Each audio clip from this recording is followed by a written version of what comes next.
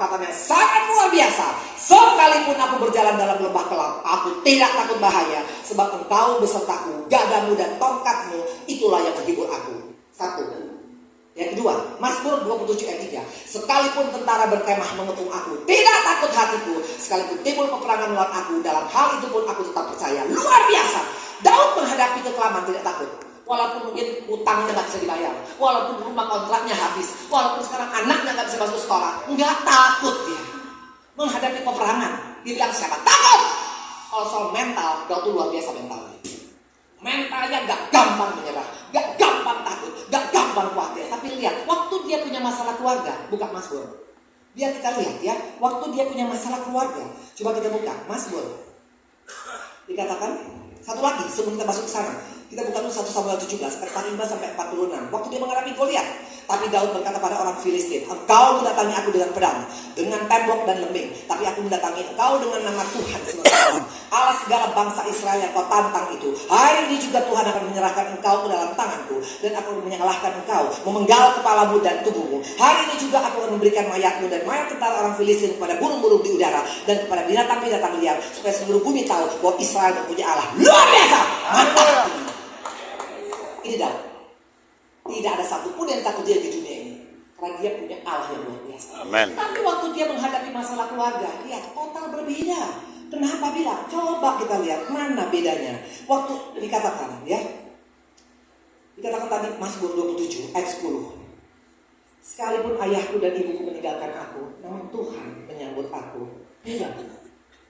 Menghadapi Goliat, dia lantang dulu. Siapa takut? Menghadapi kekelaman, emang gue pikirin. Menghadapi tentara, gue hajar tuh.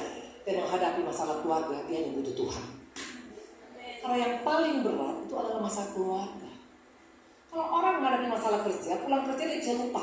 Tapi kalau dalam keluarga 24 jam, apalagi kalau orang Kristen, sekali seumur hidup, betul? Kalian sini yang ganti-ganti pasangan 100 kali? Tidak, betul? Sekali menikah, itulah kontrak mati kita dengan dia, betul? Yeah. Tapi udah ada cerita, kalau engkau kontrak mati sama pasanganmu, sementara pasanganmu nggak bikin kau bahagia dan kau tidak bahagia, itu sama dengan neraka. Neraka itu bukan mati, dalam keluarga yang gak harmonis itu neraka. Dan dikatakan, Daud bilang apa? Sekalipun ayahku dan ibuku tidak sayang sama aku, tapi Tuhan menyambut aku. Artinya, Daud sangat-sangat terpukul, sangat-sangat Daud tentang keluarga. Maka tadi saya bilang, sometimes orang keluar kayaknya hebat, tapi dalamnya kopos. Nah kalau mau melihat orang, jangan hanya lihat luarnya hebat, lihat keluarnya. Lihat dalamnya, baru kita bisa tahu itulah orang itu sebenarnya. Ada manusia sini? Amin. Keluarga itu penting maka Tuhan. Dan Yesus lahir dari keluarga. Dia gak lahir dari bisnis, dia gak lahir dari profesional, dia gak lahir dari gereja, dia lahir dalam keluarga. Nah, Tuhan mau kasih tahu, aku cinta keluarga, aku sayang keluarga, aku mau pulihkan keluarga. Nah, kita akan lihat, tepuk tangan buat Tuhan ini semua. Nah, coba kita lihat. Daud ini masalah keluarganya bukan hanya masalah orang tuanya. Mana buktinya? Masalah anak. Ini gak main-main. Dia pernah gak dianggap oleh papa mamanya. Kita tahu ceritanya bagaimana waktu itu seorang Samuel datang, betul? Seorang hamba Tuhan besar datang ke rumah kita. Saya mau tanya, ibu bapak-bapak, pasti gak kita ajak semua anak kita, betul? Ayo, datang tuh jamu. Ada hamba Tuhan yang besar datang, betul? Semua dipanggil 7 orang, hanya satu yang gak datang. Halo, makanya kata Samuel, apakah ini anakku semua? Daud, masih ada satu lagi, tapi gak usah lah dipanggil. Dia mah cuma hanya kerja-kerja di kampung-kampung, gak usah dipanggil, betul? Itulah manusia, kadang-kadang masih pandang muka. Mungkin kalau di tempat ini juga diperbedakan. Karena papa mama kita melihat kakak-kakak kita, abang-abang kita, adik-adik kita mungkin lebih kaya dari kita atau lebih berhasil daripada kita. Sementara kita mungkin pelayan kita biasa-biasa. Orang masih lihat muka, orang tua pun masih lihat muka. Kakak-kakaknya Daud, si Eliab, waktu Daud datang bawa makanan. Padahal gak bawa makanan, karena bapaknya bilang bawa makanan kepada abangmu. Pergilah dia ke Eliab. Apa kata Eliab? Ngapain kau tuh soal? Urus kambing-kambing yang 2 itu. Gak usah kau kesini, gak perlu kau kesini. Kadang-kadang dalam keluarga juga tidak seperti itu. Mungkin waktu kita ada pertemuan keluarga, gak dikasih ngomong. Ahad lo toh, betul? Gimana kau tahu orang kau cuma gak punya apa-apa, gak bisa apa-apa. Seringkali mungkin abang-abang kita, keluarga kita nggak menganggap kita, orang tua kita nggak menganggap kita. Istrinya apalagi, kalian tahu ceritanya istrinya Mikal. Istrinya Mikal ada Raja Saul. Ini orang kaya. Seringkali kadang-kadang pasangan kita karena lebih kaya dari kita, nggak anggap kita betul. Ini dialami oleh seorang Daud. Dibilang apa sama Mikal? Ngapain kau nari-nari seperti orang gila? Menari-nari untuk Tuhan seperti itu. Dan dia ngomong seperti itu depan dayang-dayangnya. Artinya apa? Istri yang mempermalukan suami. Ini Daud ini dari papa mama gak anggap, dari kakak-kakaknya gak anggap, dari istri pun gak nganggap. Dan yang paling mengerikan dari Absalom anaknya, anak kesayangannya yang busuk dia dari belakang. Mana buktinya? Kita lihat yuk. Supaya di tempat ini kalau kau mengalami hal yang sama, ada pengharapan hari itu Tuhan berikan. 2 Samuel 19 ayat 4 sampai dengan 5. Raja menyelubungi mukanya. 2 Samuel 19 ayat 4 dan 5. Raja menyelubungi mukanya dengan suara nyaring, merataplah dia. Pada waktu itu Absalom mau menggulingkan bapaknya. Padahal seharusnya tanpa digulingkan pun bapaknya, dia akan jadi raja, betul? Daud mati, Absalom masih naik. Tapi Absalom ini nggak puas, dia nggak mau, dia pengen nggak mau sabar, dia mau bunuh bapaknya. Akhirnya terjadi peperangan. Kerajaan Daud perang dengan Absalom anaknya, dan akhirnya Absalom mati. Lihat, dikatakan 2 Samuel 19 ayat 4 dan 5. Raja menyelubungi mukanya dengan suara nyaring, merataplah raja. Anakku Absalom, Absalom anakku, anakku. Lalu masuklah Yoab menghadap raja. Yoab ini adalah panglima Daud. Serta berkata, pada hari ini kau permalukan semua hambamu yang telah menyelamatkan nyawamu. Pada hari ini nyawa anak-anakku laki-laki dan perempuan dan nyawa istrimu dan bundik-bundikmu. Ayat 7. Oleh sebab itu bangunlah, pergilah keluar dan bicaralah menenangkan hati orang-orangmu. Sebab aku bersumpah demi Tuhan, apabila engkau tidak keluar, maka seorang pun tidak akan tinggal bersama dengan engkau pada hari ini. Dan hal ini berarti celaka bagimu melebihi segala celaka yang telah kau alami sejak kecilmu sampai sekarang. Wow! Yoab, padahal panglimanya raja, sampai dikutuki Raja Daud. Karena apa? Karena Raja Daud nangis, merintih, meraung waktu anaknya Absalom meninggal. Kalau anaknya dibaik meninggal sampai nangis masih mending. Ini pemberontak. Artinya apa? Daud gak dapat siapa-siapa. Dari bapaknya gak sayang sama dia, dari mamanya gak sayang sama dia, dari kakak-kakaknya gak menghargai dia, dari istrinya gak juga melihat dia, dari anaknya pun mau bunuh dia. Bahkan dari mertuanya pun juga sangat sadis dengan dia. Keluarganya toksik. Bagaimana dengan engkau di tempat ini? Mungkin engkau mengalami toksik 2024. Mungkin bukan hanya masalah keluarga, tapi masalah pelayanan kita toksik, ekonomi kita toksik, komunitasmu toksik, bisnis kita toksik. Apapun toksik yang kau alami, pertanyaan, apakah Daud hancur? Apakah Daud menderita? Apakah Daud jadi gila? Apakah Daud masuk rumah sakit jiwa? Jawabannya no. Yang ada malah Daud keluar sebagai pemenang. Kok bisa? Kok boy?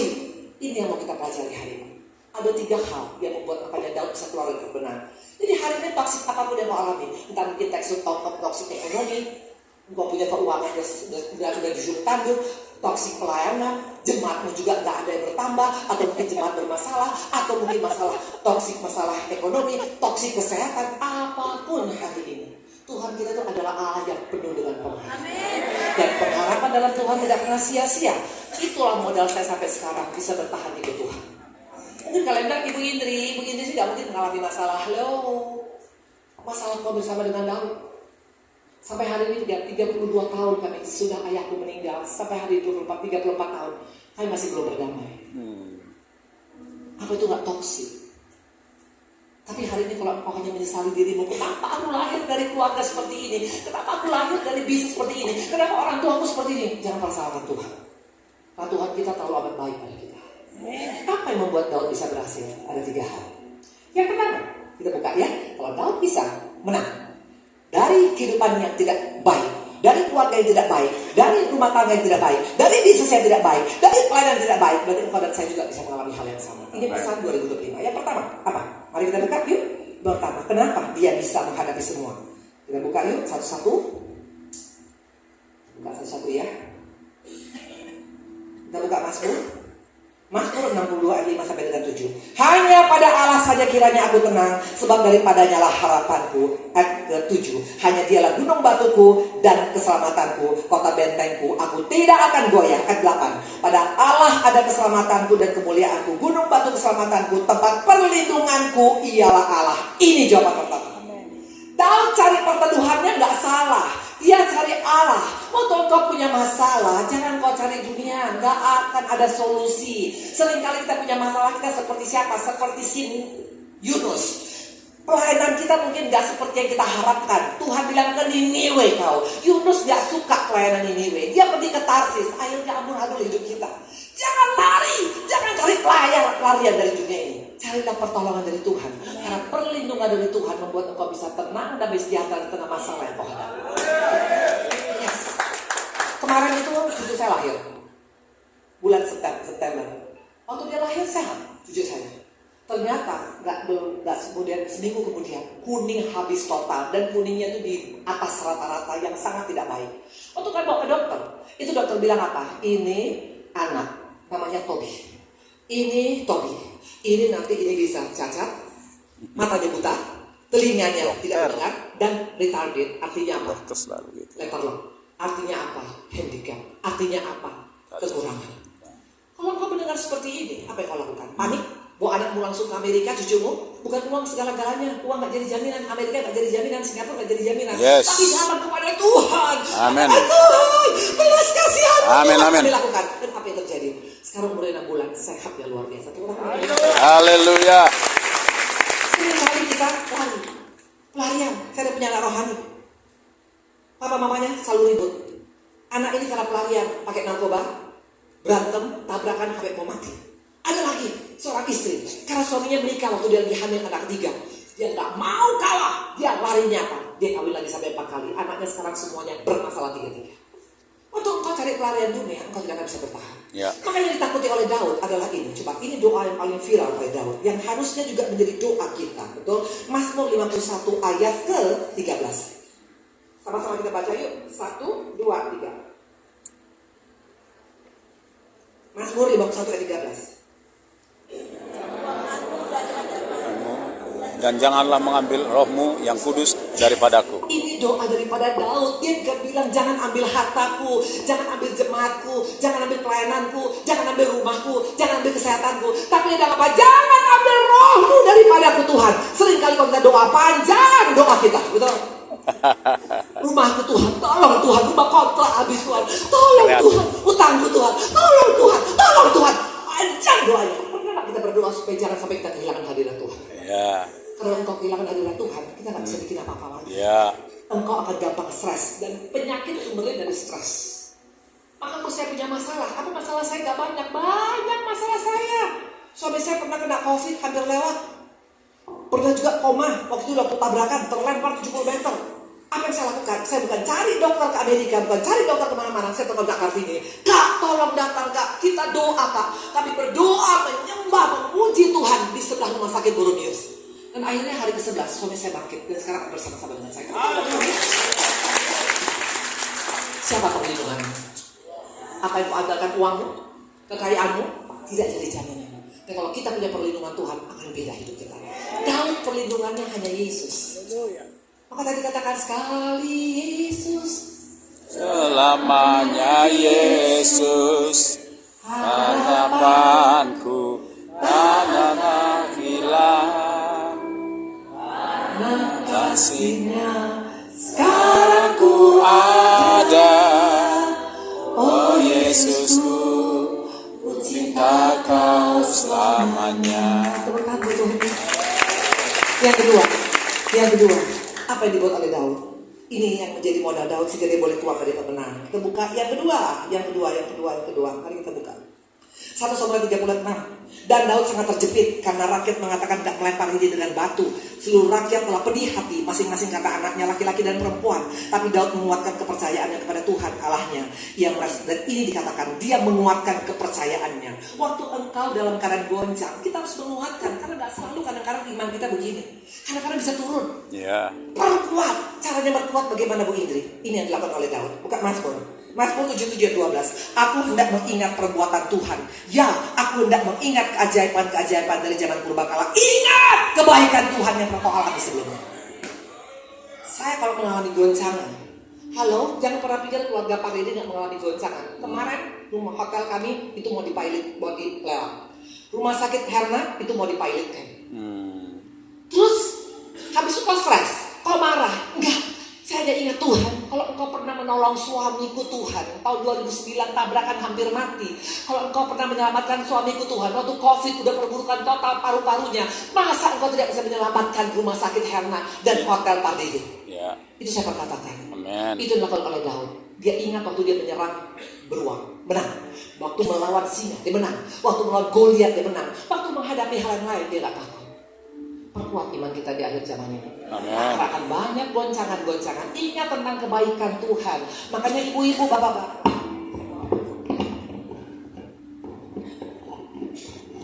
apa ini? Ini mikroskop.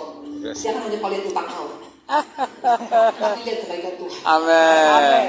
Ingat kebaikan Tuhan. Yes. Kalau kau ingat kebaikan Tuhan bulan lalu, tahun lalu, 2 tahun yang lalu, 3 tahun yang lalu, Tuhan yang sama juga bisa menyelesaikannya hari ini. Dan yang ketiga, yang paling penting kalau engkau berkata engkau sudah suka masuk hadirat Tuhan, hanya satu kuncinya. Kalau engkau dan saya bisa berdamai. Tanpa berdamai tidak akan mungkin. Maksudnya apa Bu Indri? Yang pertama, berdamai dengan diri sendiri. Yes. Jangan salahkan dirimu. Ayub pernah tergelincir di sini. Mana buktinya? Mari kita lihat. Kalau engkau pernah tergelincir di sini, minta ampun sama Tuhan hari ini. Coba kita buka. Ayub 3 ayat 11 sampai dengan 12. Ini waktu Ayub menghadapi proses. Mengapa aku tidak mati waktu aku lahir, atau binasa waktu aku keluar dari kandungan? Mengapa pangkuan menerima aku? Mengapa ada buah dada sehingga aku dapat menyusu? Tidak main-main. Ayub bisa bilang, nyesel gua lahir. Kenapa aku lahir? Kalau engkau belum berdamai dengan dirimu, engkau tidak akan pernah keluar dari pemenang. Halo, jangan pernah menyesali engkau lahir sebagai perempuan. Dulu saya pernah. Kenapa aku lahir jadi perempuan? Coba kalau aku anak ayah laki-laki, beda. Pasti aku akan bisa lakukan ini dan itu. Halo perempuan, siapapun engkau tempat ini, bersyukurlah kita lahir sebagai wanita. Bapak-bapak, bersyukurlah engkau lahir sebagai bapak-bapak. Ya, amin. Atau engkau bilang, kenapa aku lahir dari orang ini? Kenapa aku lahir dari keluarga miskin? Halo, miskin pun keluarga kita. Kalau kayak Daud bisa merespon dengan sikap yang benar, Tuhan bisa angkat luar biasa. Amin. Tepuk tangan buat Tuhan Yesus. Pertama, berdamai dengan diri sendiri. Yang kedua, berdamai dengan orang yang pernah menyakiti kita. Percayalah, itu efeknya luar biasa. Daud gak pernah benci sama Saul. Daud, malah dia sangat respect kepada Saul. Bapak, kenapa kau mau bunuh aku? Aku kan sayang sama engkau. Daud gak pernah gak respect sama mertuanya. Padahal mertuanya kurang apa jahatnya. Halo, waktu engkau masih menyimpan kebaikan, engkau tidak akan pernah bisa menang 2025 ini. Karena muka orang yang menyimpan kepahitan itu kelihatan mukanya kayak kuda nil. Coba lihat kanan kiri depan ini. Muka kuda nil. Mungkin kau bilang Ibu Indri sih gak pernah kepahitan. Hei, benar ya ibu-ibu, saya pernah digugat oleh abang kandung saya sendiri 11 gugatan. 11 gugatan di pengadilan waktu masa COVID. Bayangkan, saya menghadap tiap hari Kamis ke pengadilan selama 4 tahun. Tapi aku tahu, aku tetap sayang sama abangku. Karena dia adalah abang kesayanganku. Amin. Dan akhirnya menang semua di Mahkamah Agung. Tepuk tangan buat Tuhan Yesus. Tidak. Cuma kalau kau kepahitan, belum tentu dan gak ada kesaksian hidupmu tentang pengampunan. Daud bisa berdamai. Dan yang ketiga, berdamai dengan keadaan. Jangan marah dengan keadaan. Kenapa hidupmu kok gini-gini aja? Percayalah, di balik proses yang kau alami ada berkat Tuhan yang luar biasa. Dan yang paling penting, berdamai dengan Tuhan. Jangan buat jarak sama Tuhan. Kalau engkau memagari dirimu dengan menjauh dari Tuhan, engkau tidak mau melekat pada Tuhan, engkau tidak bisa berdamai dengan Tuhan, jangan mimpi engkau akan bisa menjadi pemenang. Jangan coba-coba lawan Tuhan. Apa bukti orang yang buat jarak dengan Tuhan Bu Indri? Tidak mau mengakui kesalahan.